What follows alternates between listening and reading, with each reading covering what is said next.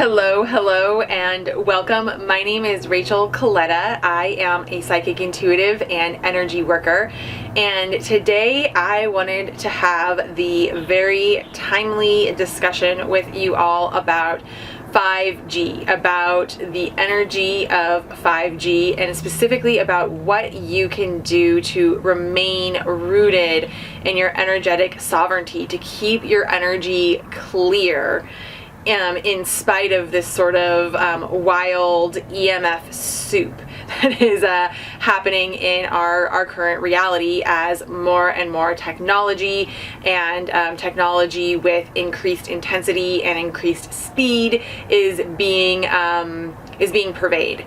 So first, we're going to start off with the very basics and what I feel is important, what I really notice as being important as someone who is an energy worker and really tunes in and focuses on energy. So first, when we're talking about 5G, what we are talking about is EMFs, electromagnetic fields and frequencies with shorter wavelengths. So these are wavelengths of energy at the sub-millimeter and millimeter level. So this is different from a lot of the EMF and the more common EMF frequencies that have been going on for quite some time because of these really short wavelengths.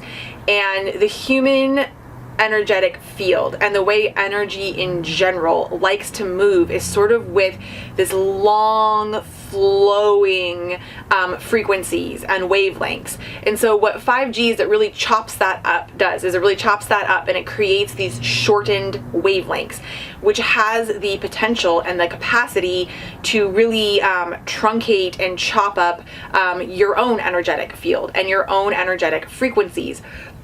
And the other thing that I think is interesting to point out is that 5G uses nearly very close to the same frequency that is used in weaponized crowd control in the Pentagon crowd control system, where they actually are using these really short frequencies to disperse crowds, to cause agitation to the energetic field. And also recently, I think this was just in April, it was very recently, there was an appeal to the European Union with more than 180 different scientists and doctors from 36 different countries warning of the potential dangers of 5G and saying that we really need to be doing more studies and more research, especially more long-term studies and research before we just start radiating the public en masse with these frequencies. So this is definitely something that is a cause for concern and something to be aware of. But this is not an awareness that is in any way meant to disempower you. There are absolutely things that we can do, which I'm going to be getting into later in the video. So stay tuned for that.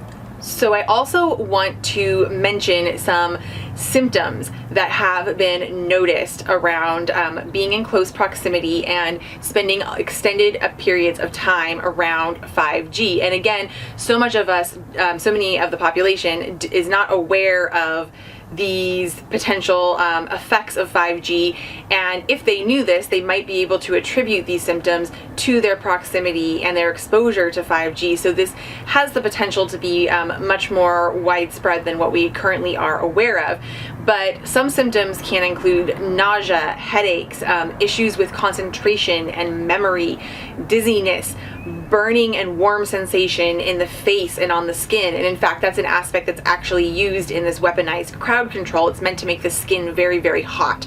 Also tinnitus, so ringing in the ears, and muscle achiness, flu-like symptoms that persist but never quite manifest as the flu. And I've actually heard stories from some people that I know where they live further away from big cities, but as they would go to commute into work, into the cities on Monday for the work week, and there would be 5G towers in the city where they worked, that they would notice come Tuesday or so in the week, they would start to notice some of these symptoms crop up, and then they would notice by Sunday night, after being away from the city over the weekend, that these symptoms would dissipate. And it took them several weeks of this cycle of happening to realize, I think that this might be due to these 5G towers in the city that I am working in. And a personal example that I wanted to give around EMFs and how it can affect the body. So this does not have to do with 5G. This just has to do with electromagnetic frequencies and fields. And I'm incredibly energetically sensitive. I want to definitely preface this story by making sure that you guys know that I'm very, very energetically sensitive, and I am very easily affected by energy and energetic anomalies. But this past winter was the first winter that my husband and I were living in our RV, and we spent several months in the winter up in Oregon, where it is quite cold, and living in an RV, there's not a lot of insulation, and it was quite cold in the RV. So in looking for ways to stay warm and be energy efficient, we get most of our power from solar panels. I found a low voltage electric blanket that I bought. And so I would be sitting, inside, working on my computer, doing other various things for several hours of the day with this electric heated blanket on my lap. And it took maybe about 5 or 6 days, and then I started to notice this just muscle achiness and soreness in my legs, and I did not immediately put it together that it had to do with the low-level EMFs, low-level radiation that was actually being emitted from this electric blanket. I was just kind of thinking, I do yoga regularly, but I was doing a very relaxed, kind of easy yoga practice. This was in the middle of winter, right after the holidays, kind of in that hibernation period. I wasn't really pushing myself with exercise, and so I was kind of trying to figure out why my legs felt sore all the time. And after about 2.5 weeks, I put together, I think that it's the electric blanket. And I stopped using it, we returned it, and within about 3 days, all of a sudden that muscle soreness and achiness in my legs completely went away. So just because you might not have the that sensitivity that you notice in your own body does not mean that your body is not being affected, does not mean that your energy is not being affected. And again, this is just very, very low level EMF radiation that was coming through in this low voltage electrical blanket. So it's really important to realize that these electrical frequencies and even these low levels of radiation, again, they do affect our energy and they do affect our bodies. And again, this is not in any way to stir up fear or to bring up feelings of powerlessness, because there are absolutely things that we can do to help support our bodies and our energy in staying clear, and to exercise boundaries, and to exercise our sovereignty. But the first step in exercising our free choice to be sovereign and to keep our energetic fields clear is awareness. So that's why I'm bringing this up. So the next thing that I want to talk about is boundaries around telling certain lawmakers, politicians, and companies what is or isn't okay in terms of the frequencies and the levels of radiation that we want to allow in our space. So lots of times in the spiritual community, I hear things like, only focus on what you want, don't focus on saying no to things you don't want, say yes to what you do want. And in so many ways, I absolutely agree with that. It's so much more productive to put our energy towards what we do want to call in, and not to always be focusing on what we want to push away. In fact, what we resist persists. But that said, there's nothing unspiritual about asserting boundaries. There's nothing unspiritual about saying, no, that is not okay. I'm not okay with that. And to say no from a place of your highest empowerment and from the highest possible vibration really also depends on your intention. So if you're saying no from a place of anger, from a place of vitriol, from a place of trying to demonize or make somebody else wrong, or to fight against something, that definitely brings a lot of heavy energy with it.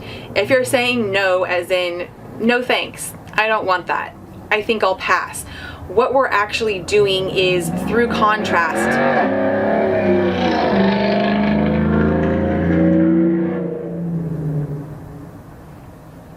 it's a really loud car. What we're actually doing is, through our experience of contrast, we're clarifying what we do want. We're closing the loop on certain timelines that we would like to step away from, and we're opening up the energy of the timelines that we want to move towards.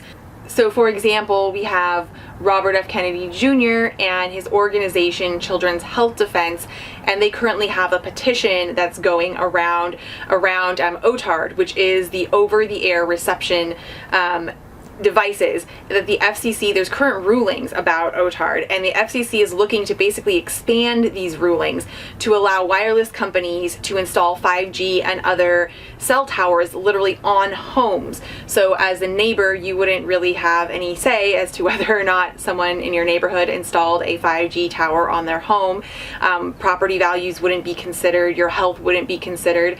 And I love that there are people out there who, from a place of energetic sovereignty, are saying, no, this isn't okay, we do not consent.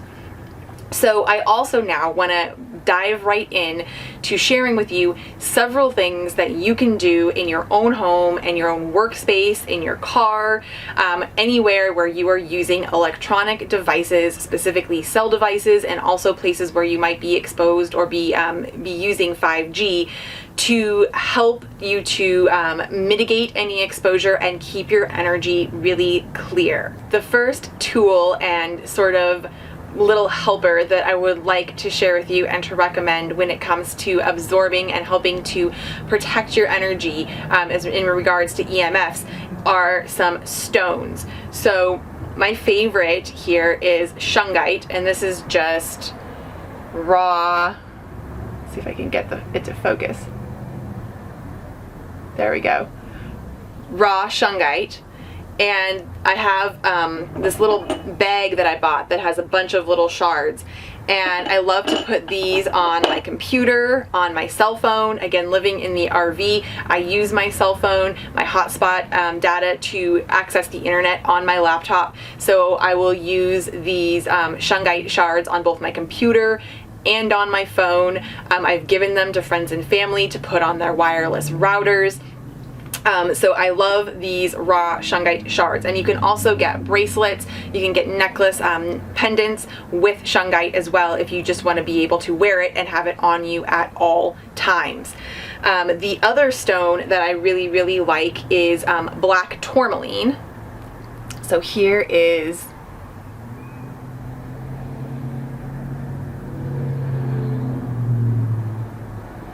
that. I've got a couple of them. And I just love black tourmaline in general for helping to absorb and transmute denser vibrational energies, but I also really like it for EMF absorption as well. And the other one is obsidian.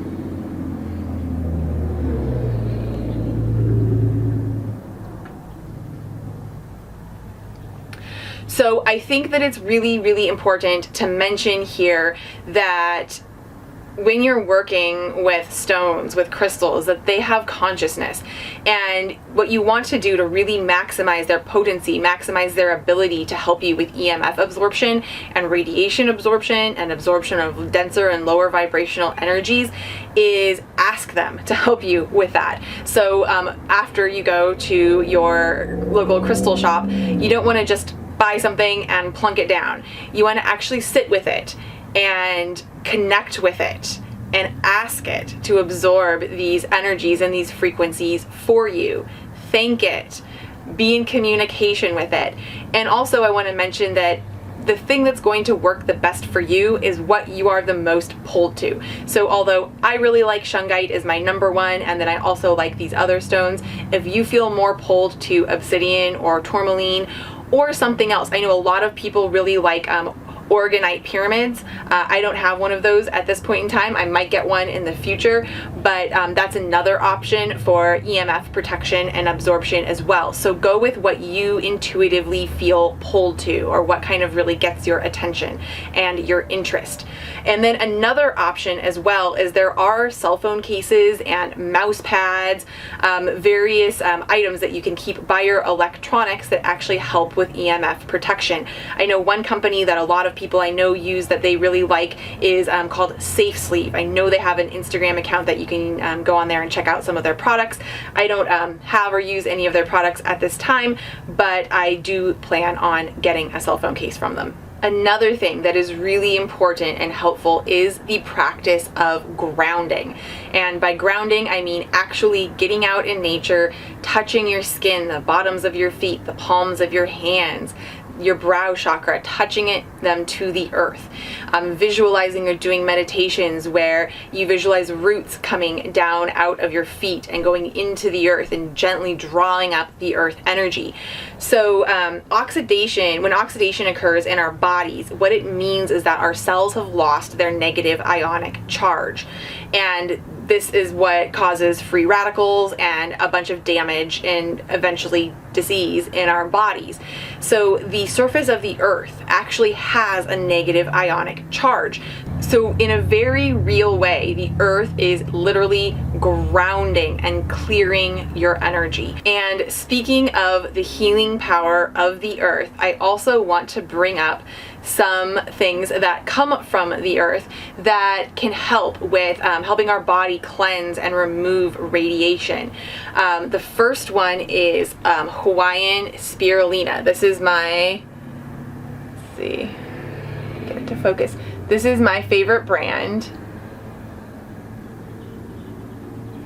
And you can start off with about a teaspoon. You might notice some detox symptoms, so you might want to gradually work up, but a teaspoon and then up to about a tablespoon of spirulina a day. I think that it's the easiest to eat in smoothies. And the other one is barley grass juice powder. And again, this is also my favorite brand, Daily Green Boost. Let's see if I can get it to focus for you. And again, this might cause some detox symptoms when you first start taking it, so you might want to start off low and again work up to about 1 to 2 tablespoons. You can put it in a smoothie. Sometimes with barley grass, if I don't get a smoothie in on any specific day, I will just put it in a little bit of water, and it really is helpful for your body to absorb the nutrients. If you get your saliva going, saliva actually has enzymes in it that helps your body absorb nutrients. So I will get like a stalk of celery and I'll chew and really get my saliva going and then take the shot of barley grass juice. Another one that I don't have on hand with me right now, but is miso. Miso has been shown, you can Google this, there are all different kinds of studies that have actually shown miso to help with radiation in the body. This happened in Japan after World War II, after the nuclear bombs. They were using miso to help the population with radiation exposure. So the next thing, which is really obvious, but it's one of those habits that it takes a little bit of effort and intention to do, which is just turning off the routers, putting the cell phones on airplane mode when you're not using them. And especially at night. I know so many people sleep with their cell phones by their bed, usually on a nightstand or on a table right by your head. Please, please, please set the intention to not do that. Where possible, turn your cell phone on airplane mode anytime that you're not using it. Create chunks of the day, which is really good for just our habit with our constant need to be on our phones anyways, to just turn your phone on airplane mode and put it away. And if you really do need to, for communication reasons, have your cell phone on at night, be sure that you have it far away from your body when you're sleeping, and that you have some shungite or you have something on it as well. And again, turning off your wireless router when you're not using your internet, and especially at night when you go to bed. That's a good 8-hour, chunk of time that there's no need for you to just be absorbing those frequencies. And the last thing I want to mention here is set the intention to stand in your sovereignty. Your energy has the power to disrupt electromagnetic fields. So all of these things that I've mentioned, these are tools to help you amplify and tap into these own qualities and aspects of your own energy. This isn't about giving your power away to something external outside of you. Your energy absolutely has the power to affect electromagnetic fields. And I know this because there are many times in my sessions, particularly my energy healing sessions, where the energy is just very, very intense, and it affects the way that the video connection is with the client that I'm working with. It will become warbly, the sound will sort of be coming in and out and breaking up. Sometimes it affects the charge of either my device or the device that the client is on, where they came into the session with a full battery, and within 45 minutes of an hour session, the battery is almost drained. And I'm not unique here. I'm not telling you this because I think that I'm so cool. I'm just saying that we all have this capacity to use our energy to affect the energy around us. So really setting conscious intention to seal your auric field, to let it be hydrated and powerful and full, and know that your intention to stand in your energetic sovereignty, to keep your energy clear, is very, very powerful as well. Now I would love to hear from you in the comments below. Let me know which of these tools or practices you feel the most called to start incorporating to really keep your energy clear and healthy and sovereign while we are traversing this interesting time where all of these different technologies and different frequencies are really coming to the forefront. And then I'd also love to hear from you if you have tools and resources or practices that you use that I didn't mention that you really enjoy with keeping your energy clear around EMFs and 5G. Obviously, we need access to all of the tools and resources that we have here, and what you know and what you're using is very likely going to be beneficial and helpful to someone else. So definitely let me know below. And speaking of standing in our sovereignty, right now it is more important than ever for us to have a clear connection to our intuition, for us to know how supported we are. And so I want to share with you a free workshop that I have that's all about spirit guides, which are aspects of your multidimensionality, aspects of your oversoul, who are here to assist you and guide you with opening your intuition and understanding and knowing truth. So I will make sure that I link that workshop below. It has, again, information all about spirit guides, and there's also a guided meditation at the end to help you practice connecting with your very own guides. If you liked this video and you found this information helpful, please do give it a thumbs up. Don't forget to like. And if you're not already subscribed, hit the subscribe button down below, as well as that bell button next to the subscription button, so that you can be notified when I share more videos. Thank you so much for being here today. All of my love and many blessings your way. Bye.